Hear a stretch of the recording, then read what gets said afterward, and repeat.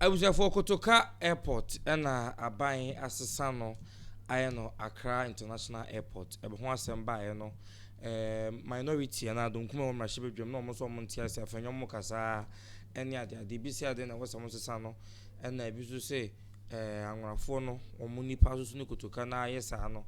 tribalism sem ne ade benkofo bi di rewura mu ne ade who is Kotoka no kra oye hwan na ebi edintanse bi bono se nam no so na BBC na nsem bebrebe general how ba boy am ye hu nipo ye Kotoka eni di ntia di Kotoka bi mhyenjia abran no eto no bra nwakwa ba ya ne yo yenhwe Kotoka hwan ni Kotoka Emmanuel kwesi Kotoka oye Ghana ni ofri anwra ni emse ne kurunde alakple bibisa ewo anwra anwra ase ho voter region ase ho ho ne frɛ anwra okay se voter region ne mu ahodo ye oton ye obedome ne wa anwra nti ye onu firi anwra okay na no ye Ghana soja ni ena na obon homoden a ebe ye commander na okumase sabre na Ghana mi no ya chemu mi no ye won kran ebesi ebefa Eastern region ne Western region ne voter region mu no eno ye Southern command ena Northern command na sha free kumase ekopim eye omantifi ado ho na danse ana me hu se ya chemu ama kumase no side half front so central command sabre na emi no okay ntiro ono ne commander wo kumase ha ena na commander ketwa kakra wo tamale shi kumase ase the commander ketwa no ho no na efe no akwasi amanko afrifa no e major e wo soja mu army ni mu wo sha ase a wo ye second lieutenant and as sub lieutenant no be lieutenant ufuru anako captain no ba major ufuru major anako lieutenant colonel na fa ba colonel ufuru colonel na fa ba ye general for ni bi ti general no de di kan ne brigadier 1 star and 2 kema na star back when okan ni na ko 2 stars na ba major general no lieutenant general ye 3 stars nti Ghana normally ye soldier penyipa ye lieutenant general nti na Kotoka no edru colonel ena na afrifa no eye major nti na afrifa check Kotoka ase na Kwame Nkrumah mamu ne dru ba bi no na ode ohye dictatorship abama ni mu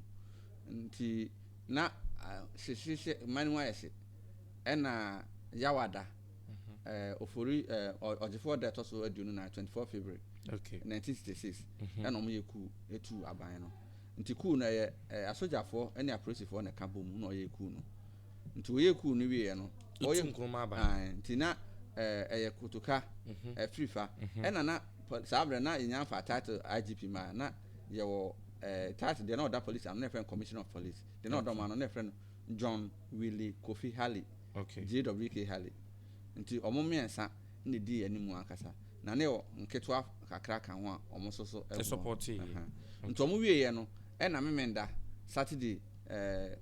ojifo de to so adunu nsia 26 February 1966 omo eye aban na aban ne di National Liberation Council nti National Liberation Council ne wa soja 49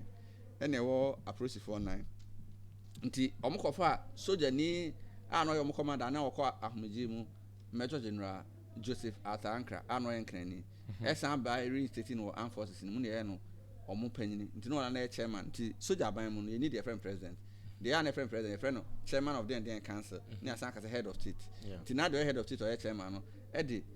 Joseph Atankra no promote no lieutenant general nti no lieutenant general Joseph Atankra no enkrani era na soja form ka ho bi ne eye Emmanuel Kwesi Kotoka akwasi amanko afrifa ena na yewo Albert Kwesi Okran okọ ne kra chinchesa okay no so ye fantini na no na ya soja for na ba approach for no so a na the oye protein na ipija title ni free commissioner of police na free ipija no inya the first person be could do that title friend inspector general of police IGP na friend John Willie Kofi Halley okay nti Halley no ena na ye deputy chairman Emma Nelson na say akwese vice president ona na san ya IGP ena soja na police no miensa aka no ye JU nunu no enkrani Halley no so free voter region JU nunu no enkrani ne wo Bawa Yakubu no e dagomba ni na esan wo AK Deku onso so ye egbeni a owu 2019 ya no 89 years onso no free Dabala area ho owu ye kra me fa ho bi okay nti no mo ye enwotwe na no mo da ban na no na nam se Kotoka na di ku na nim nti no sabre no na nipa ebu no esuru no echen na den oy mampanyin no kra no nti wo hwa ya first na no mo ye calendar no mo de mampanyin for pictures aba no wo hu tete bia na Kotoka kan na so ani ade se mampanyin da na so abre na ne tumi ene se de ne din ni city na ne modu ese mampanyin no na so na mampanyin di bia na de da ankra so nti amanfo kra agen so wadi mampanyin da wani mampanyin da na so na ye bu ne chen mampanyin no nti 17th April 1967 na se cool na si afe ene bible so na mienu achi no ena asojafo miensa bi di asojafo nketo anim se omba ba yiku nti omoba no na de oda omanim no eye Lieutenant Moses Yeboa ene Lieutenant Samolata ena na osai poku bi so kan ho so osai boaten so na no so kan ho ena omoba yiku na omo yiku no ekoba se yetete se ankra ehwiri fa Christian broadcast osu eto nsuo mu nti omo anya no nemo na Kotoka etu kwan akwa abrochire nti wo free baby a freho airport view hotel eko airport no since o my run about we crowd around ho baby no e na omo kan okwan mu na omo chine bonu tu kun no one ne police ni ana o kan one ne soldier no and bodyguard o kan Kotoka na bonu tu ti bonu tu no want e na ekoba say ku no asoja fofoforo eba no be say ku no ti anya yi no e na ekoba say aban na ye say sa na che dia airport no sabra na friend Accra International Airport enam say Kotoka abetu kwame kwa no tie so o me ho to ni tin na wawu ewa airport na no mo change airport ni free Accra International Airport ene no Kotoka International Airport sa na ekoba sa na ma din ni bai okay na just say previously na the Accra dada na the Accra International and na Kotoka no abemwa from omo time no ama ompanyin ko fo amaba me come from tama ye ni fi ye yo o say ye de to so on say sa ban na endels no etena so a kopem 30th September 1969 omo na de to so nti buzi a aban bai na da so e champion aban bai na da so akufu bai na da so Rollins AFRC bai na da so Liman bai na da so Rollins PNDC bai Rollins NDC 1 and 2 bai there's a fiti hona bai aba nya nti airport ni de ni sesan ye no akakra na ko ekumfie aduosia akakra na di 60 years ache nti ye NLC na di ni din to so dada nti nye enemre kura so adentina dada nyina yan change na fe na change na ba de akoba ne say NDC eba aban mu a efa din sesa ewa Accra ene nkranfo se ye mpene ye sesa din no yaye bafua aye se bruni beka na intrinsically intertwined me hu de baka ne send this na din sesa ne ba ana se nkranfo na din sesa ne ba omo raise concern bi wo parliament afenyo na waka bibi se asese ye ne sa nanso so no omo CMPP fo adi kan dia kokko to pen MPP for 1999 ho no mo de call court ema court ebu ase nipa a odi ku aba pen die na ko fa we nyina de bae no na problem ba ko me person bisa ne se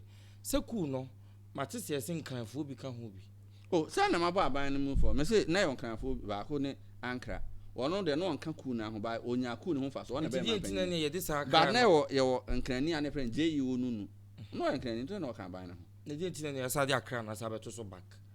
ena me chere say me hu ukaya sa na ne wo Hinijan Sports Stadium ebra tames ba na ese nkranfo bi se omo nti ase enti minim se NDC aban na man se ne ba na nkranfo na man se ne ba na so me da nyame ase se me kuroma me firi no obi anka da se yesesa Avis Park din nkranidin din e wo so yesesa Pajo Park nkranidin e wo so yesesa friends for Sego Lane yesesa Baba Yara me da nyame ase se me kurom ni bia nsore se ye nti ase se obi a onye Asante ni din da so me da nyame ase if say yem na ka ba ya ho nke benya ko bibira kan sama fa ho ese kwa yi oba kan ya kwa ba kwa se na no ya asem ho na sa untimi de nyame hya na nyame hya no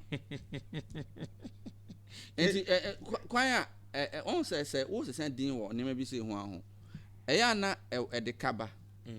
ebi ni se wo so sign boss na wo ho ni nyina no omo letterheads ni wo so se no wo se wo ye so many things the last time I see sign airport you know and them say US omo bo ho ka be $7 million change of name no kwa de kaba until you say how mine o ene de kaba ba say I say na say university for mo san mo din no o mo san sa e wo say letterhead sesa na fi problem aba ne say mo di ho papers de koye niam no ye baby ma ba ji another paper de ha ka ho na e wo say ye ade foforo na say ye de to aso letter I parliament is about now more official letter no say almost say cause any problem to the nation o be ko so anye bia letterhead bia ya so Kotoka international airport bia no I say also to yeah it's any documents on my bia be de munya issue ye no munya mfa nko abontene bia no receipt bia ma twero so Kotoka international airport bia no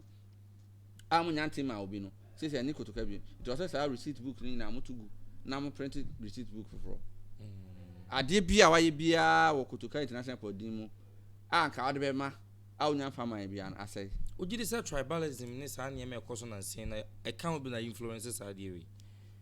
and the change akwa banya no baake and Asante I say we get the I say sa social media nyama na koso social media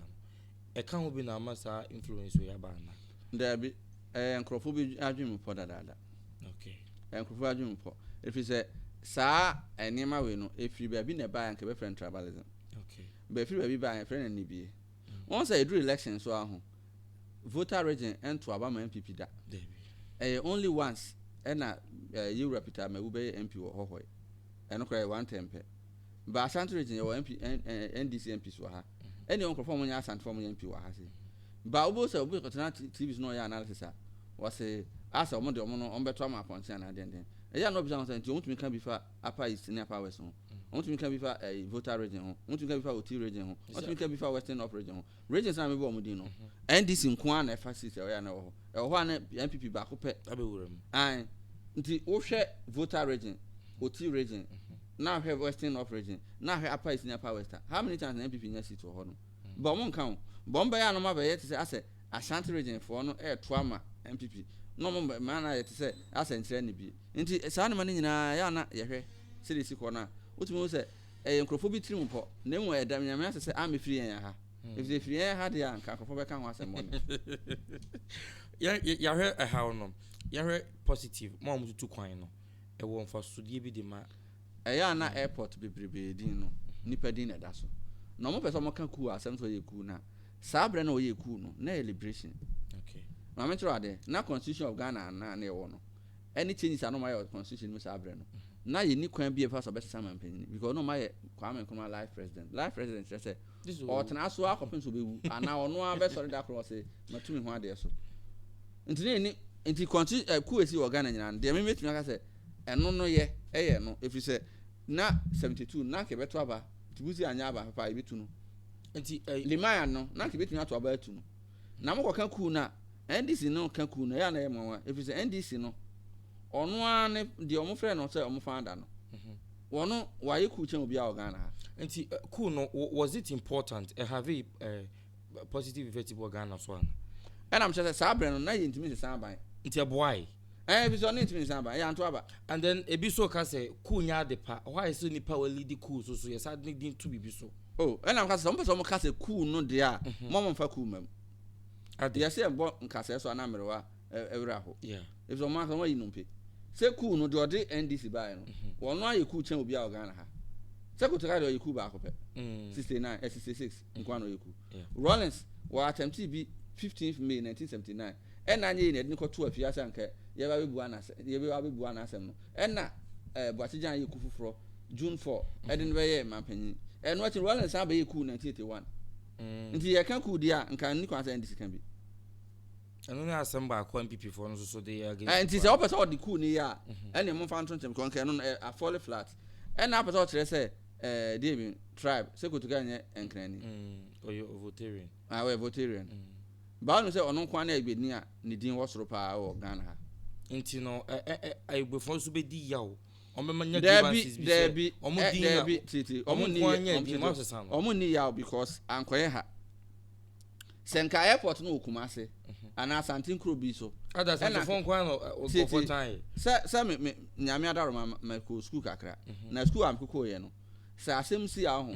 si e be friend travelers na say friend travelers ejina say yen ka ho na yen ka ho no ye ne ho ti senka asante fo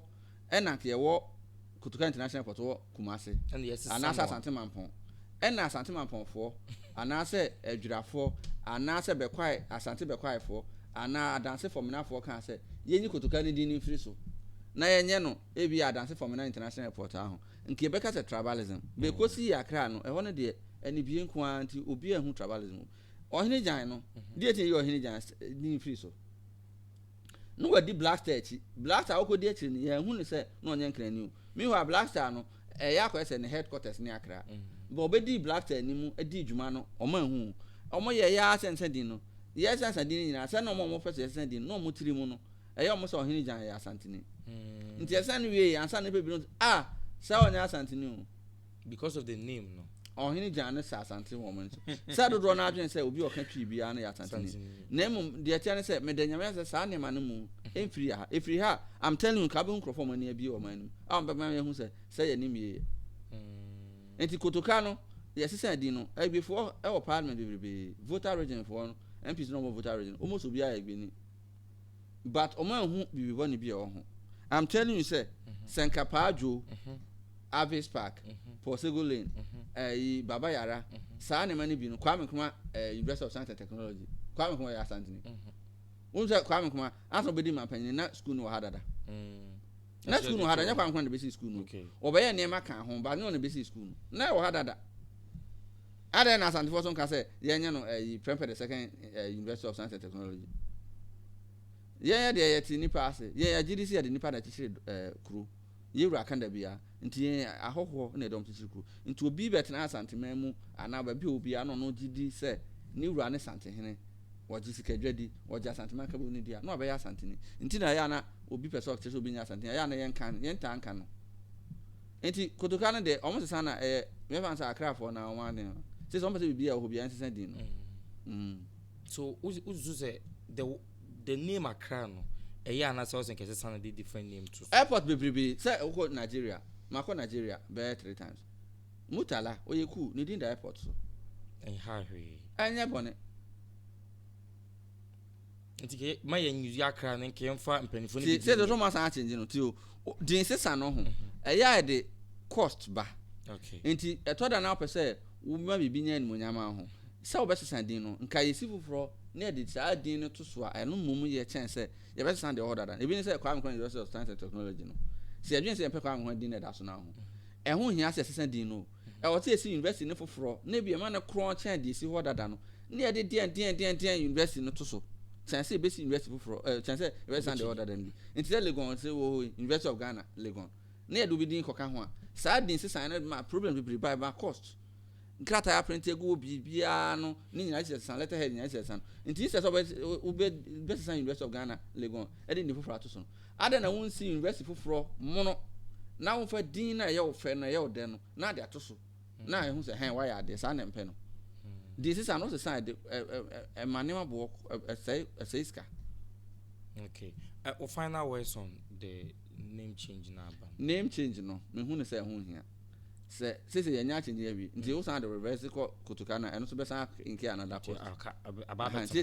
Kotoka Accra na aba na nya fa Accra nsa but moving forward no se ye hwe na din bi nya da ye si ade foforo ye ade ko na bia e wo be foforo ne fa din na ye pe no to so nti ye mpe din bi a ye de ato bibi so dada na acha ye man ka ho ni ensi ade kro na even if say having negative impact ko negative impact say